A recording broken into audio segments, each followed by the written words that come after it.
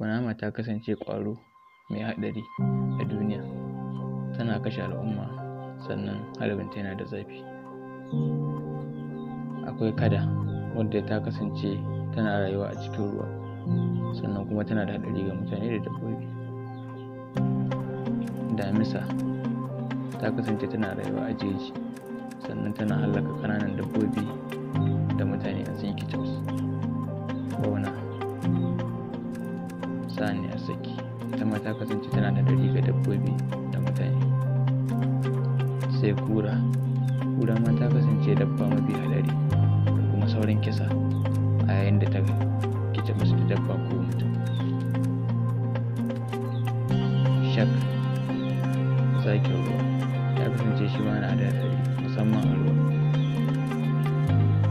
Maciji mafi kisa, yana saurin kisa yayin da ya sari, sannan yana kashe mutane da yawa a duk shekara. Kudan tsando yana da haɗari sosai yayin da ya ciji ɗan adam ko dabba. Zaki shi ne sarkin dawa, sannan kuma yana da haɗari ga dabbobi da mutane. Sai sauro, wanda shi ne ya fi haɗari a duk cikin wannan sauran dabbobi. Ya kasance ƙwaro mai hallaka miliyoyin mutane a duk shekara. Danna subscribe